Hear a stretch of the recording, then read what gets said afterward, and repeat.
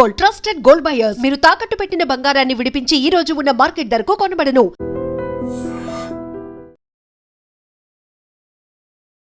మదనపల్లిలో అత్యంత దారుణమైనటువంటి ఘటన. అంటే గతంలో ఇట్లాంటి ఘటనలు జరగలేవా అంటే జరిగాయి గతంలో కూడా.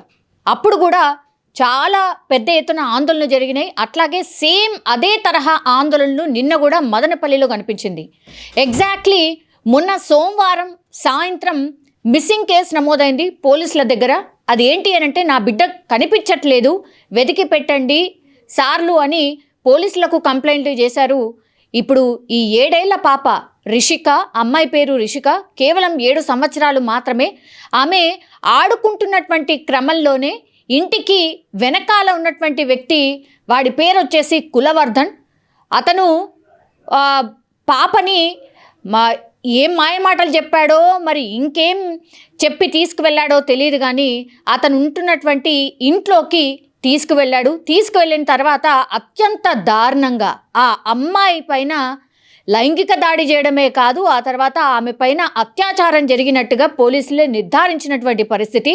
అత్యాచారం చేసిన తర్వాత ఎక్కడ ఆ పాప వెళ్ళి మళ్ళా తల్లిదండ్రులకు చెప్తుంది అని భయపడ్డా, మరి ఇంకేం జరిగిందో తెలియదు, కానీ లేకపోతే అత్యాచారం చేస్తున్నటువంటి టైంలోనే ఆ రిషిక, ఆ పాప చనిపోయిందా తెలియదు, కానీ లాస్ట్కి వస్తే ఆ పాపని ఆ ఇంట్లో ఉన్నటువంటి డ్రమ్ములోనే వేసి అత్యంత దారుణంగా హత్య చేసినటువంటి సందర్భం ఇప్పుడు సంచలనంగా మారింది.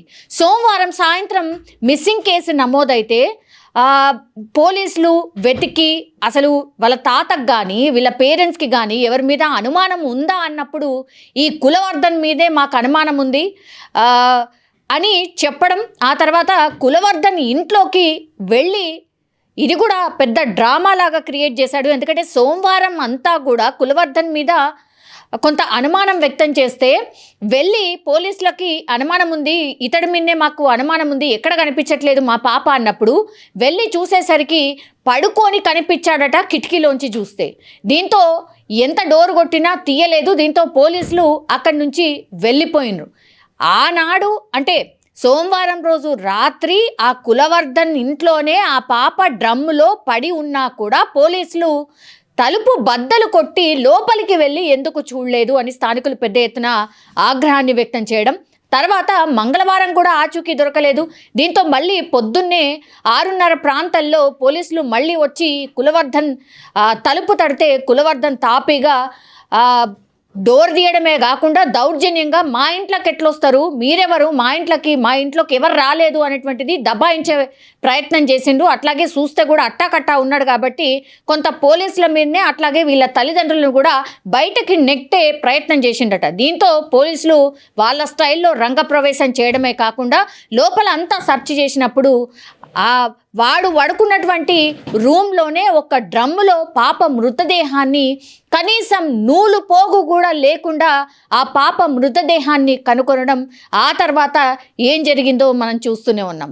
నిన్నంతా కూడా మంగళవారం పూర్తి స్థాయిలో ఆందోళనకారులు మొత్తం మదనపల్లి అనుకోండి, లేకపోతే అక్కడ ఉన్నటువంటి అంటే పాప వాళ్ళ ఇల్లు వచ్చేసి ఎక్కడ అన్నప్పుడు మదనపల్లి పట్టణం కాట్లాటపల్లి రోడ్లో వీళ్ళది నివాసం. అక్కడే ఈ కులవర్ధన్ అనేటోడు కూడా నివాసం ఉండేటోడు. సో ఇంటి వెనకాల ఇంటి పక్కన అంతే. సో ఆ పాపని మల్లగుల్లాలు పెట్టి తీసుకెళ్ళడం కాకుండా అత్యంత దారుణంగా పాశవికంగా చంపడం సెన్సేషన్ క్రియేట్ అయింది. దీంతో పూర్తి స్థాయిలో అక్కడ ఆ కులవర్ధన్ ఇంటి దగ్గర స్థానికులు పెద్ద ఎత్తున చేరుకొని ఆ కులవర్ధన్ ఎక్కడి పోయిండు, మీరెట్లా వదిలేస్తారు, అనుమానం ఉంది అని చెప్పినప్పటికీ కూడా మీరెందుకు పట్టుకోలేకపోయినరు, కులవర్ధన్ పారిపోతుంటే కూడా మీరెందుకు పట్టుకోలేకపోయినరంటూ పెద్ద ఎత్తున ఆందోళన చేసిండ్రు. కనీసం పేరెంట్స్ని కానీ ఎవరిని కానీ లోపలికి వెళ్ళి ఆ పాప మృతదేహాన్ని జస్ట్ గుర్తుపట్టి బయటకు వచ్చేసారు. తర్వాత తలుపులకన్నీ లాక్ వేసేసిన తర్వాత కులవర్ధన్ పారిపోయినటువంటి సందర్భం. దెన్ ఆ తర్వాత పోలీసులు కానీ లేకపోతే అక్కడ ఉన్నటువంటి చుట్టుపక్కల కానీ పెద్ద ఎత్తున ఆందోళన చెలరేగడంతో పూర్తి స్థాయిలో పెద్ద ఎత్తున ఒకే ఒక్క నినాదం, అక్కడ ఉన్నటువంటి స్థానికులు పేరెంట్స్ ఒకే ఒక్క నినాదం, వాణ్ణి వదిలిపెట్టేది లేదు, మాకు అప్పగించండి లేకపోతే ఎన్కౌంటర్ చేయండి. మనకు తెలుసు గతంలో కూడా ఇట్లాంటి సందర్భాల్లో ఇట్లాంటి ఇన్సిడెంట్స్లో కూడా ఇక్కడ మన తెలంగాణలో కూడా సజ్జనార్ గారికి కూడా పెద్ద ఎత్తున కొన్ని ఇన్సిడెంట్స్లో అట్లాంటి డిమాండే వినిపించింది. గతంలో కూడా కొన్ని కేసెస్లో అదే జరిగింది. సరే, అది ఎట్లా జరిగింది ఏంటి అనేది వాళ్ళ మీద కేసులు నడుస్తున్నాయి, పోలీసు వాళ్ళ మీద కేసులు నడుస్తున్నాయి, వాళ్ళు వెళ్ళి ఇదంతా విచారణ ఎదుర్కొంటున్నారు. కానీ అప్పటికప్పుడు అంటే ఇన్స్టెంట్ జస్టిసే ఉండాలి ఇట్లాంటి సందర్భాలు అనేది కూడా పెద్ద ఎత్తున నిన్న నినాదం చేసినటువంటి పరిస్థితి, పెద్ద ఎత్తున ఆందోళనలు కూడా చెలరేగాయి. దీంతో పోలీసులు కంట్రోల్ చేయడానికి కావచ్చు, పోలీసులు వాళ్ళని సర్ది చెప్పడానికి తీవ్ర స్థాయిలో ప్రయత్నాలు చేయాల్సి వచ్చింది. పేరెంట్స్తోని అక్కడి సీఎం కూడా డైరెక్ట్గా మాట్లాడి మేము మీకు న్యాయం చేస్తాం, ఖచ్చితంగా తగిన శిక్ష వేస్తాం, మీకు మేము అండగా ఉంటాము అన్నటువంటి మాట ప్రభుత్వం తరఫున కూడా వాళ్ళకి ఒక హామీ అయితే దొరికింది. దీంతో వాళ్ళ పేరెంట్స్ మా అమ్మాయిని చూసుకొనివ్వండి, అంత్యక్రియలు చేయనివ్వండి అంటూ ఆందోళనకారులను కూడా చేతులు జోడించి అక్కడి నుంచి ప్లీజ్ మాకు దయచేసి దారి ఇవ్వండి, మా పిల్ల అంత్యక్రియలైనా మాకు చేసుకొనివ్వండి, ఎందుకంటే పిల్లని పూర్తి స్థాయిలో డ్రమ్లో పెట్టడం, ఆ తర్వాత అక్కడ చుట్టుపక్కల కొంత ఇబ్బందికర వాతావరణం ఉంటుంది. ఎందుకంటే ఆల్రెడీ 2 రోజులు అయిపోయింది, మృతదేహాన్ని పోస్ట్ మార్టంకి తరలించే ప్రక్రియ జరుగుతోంది, దయచేసి దారి ఇవ్వండి అని వాళ్ళ పేరెంట్సే వేడుకున్నటువంటి పరిస్థితి.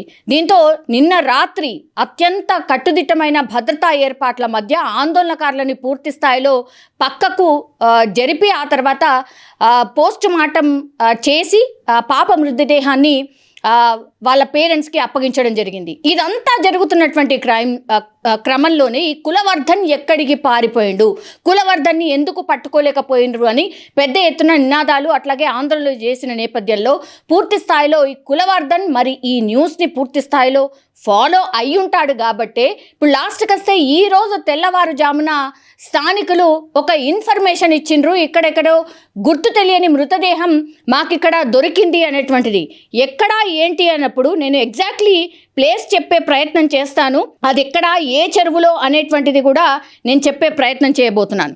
యాక్చువల్లీ ఇది ఎక్కడ అనంటే ఈ చెరువు పేరు వచ్చేసి గట్టుపల్లిలో 7 ఏళ్ల పాపని ఈ కామాంధుడి పొట్టన పెట్టుకున్నాడు కదా, సో ఎక్కడ కనిపించాడు, ఈ కురబలకోట మండలం అంగల్లు సమీపంలోని కనసానోలపల్లి చెరువులో శవమై ఒక పర్సన్ కనిపిస్తున్నాడు, వచ్చి మీరు చూడండి అనేటువంటిది పోలీసులకు ఇన్ఫర్మేషన్ రావడం. దీంతో వాళ్ళు కులవర్ధన్ కోసం కూడా వెతుకుతున్నారు. కాబట్టి కులవర్ధన్ అట్లాగే ఇక్కడ మృతదేహంగా పడి ఉన్నటువంటి ఫేస్ మ్యాచ్ కావడంతో, శవం మ్యాచ్ కావడంతో ఇది కులవర్ధనే అనేటువంటిది పూర్తి స్థాయిలో నిర్ధారణకు వచ్చినటువంటి సందర్భం. సరే, చచ్చాడు అని అనుకుంటే ఓకే, కానీ ఇట్లాంటి వాళ్ళను నిజం చెప్పాలంటే ఏం జరుగుంటుంది? మరి నిజంగానే ఇతనే వెళ్ళి చెరువులోకి దూకాడా, లేకపోతే ఇందులో ఏమైనా జరుగుంటుందా అనేది ఒక క్వశ్చన్.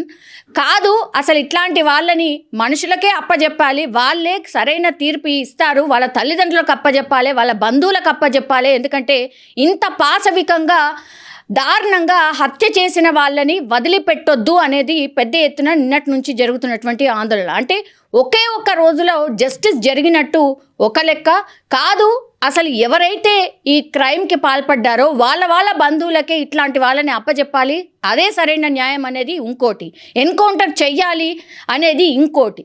సో ఇవన్నిటి నేపథ్యంలో ఇప్పుడు కులవర్ధన్ అయితే చనిపోయాడు కానీ ఒక డిమాండ్ అయితే ఏమంటారు పెద్ద ఎత్తున వినిపిస్తోంది. అదేంటి అంటే ఇట్లాంటి కామాంధులు ఎట్లా తిరుగుతారు మన మధ్యలో? ఎందుకంటే కులవర్ధన్ అనే వాడి మీద ఆల్రెడీ గంజాయి అమ్మే బ్యాచ్ వీడు, గంజాయి అమ్మేవాడు, గతంలో ఈయన మీద కేసులు ఉన్నాయని ఒకటి, తర్వాత వేరే కేసులు కూడా ఉన్నాయి అనేటువంటిది ఇంకోటి.